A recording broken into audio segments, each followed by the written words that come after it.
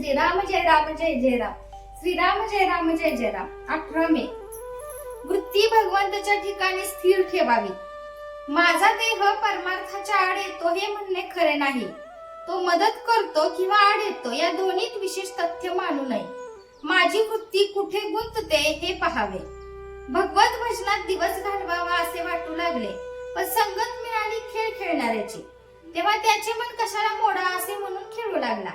भगवंताच्या स्मरणात राहण्याच्या वृत्तीपासून ढळू लागला तर कसे होणार.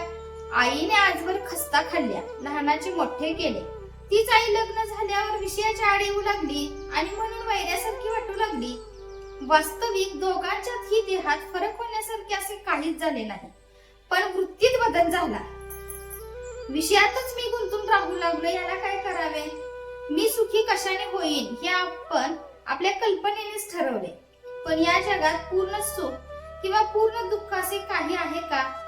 हे खरे असेल किंवा खोटे असेल याची आपल्याला खात्री नाही. त्या बाबतीत आपण रिकामेच कल्पना करीत बसतो. दुसरा मनुष्य ज्यावेळी आपल्याला त्रास देतो त्यावेळी त्यामध्ये 50% आपली कल्पना असते, बाकी उरले 50%.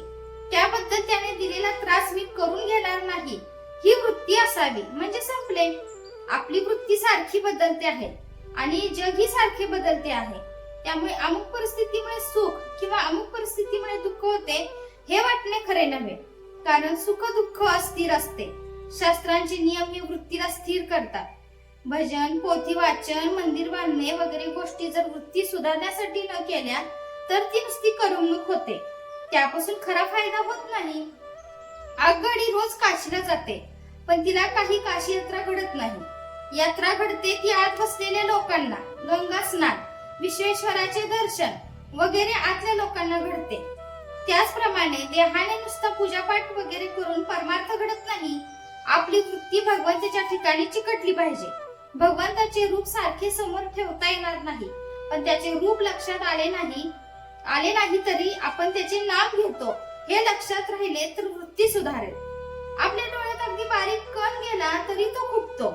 त्याही पेक्षा वृत्ती सूक्ष्म असते, ती भगवंतालाच कळते, म्हणून त्याच्यापाशी लबाडी चालत नाही. विषयाचा भोग आला असता जो त्याच्यामध्येच गुंतत नाही त्याच्यावर भगवंताची खरी कृपा झाली हे समजावे.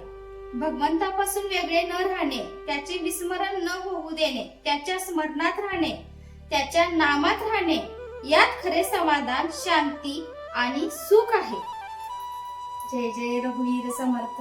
आजचे बोधवाक्य.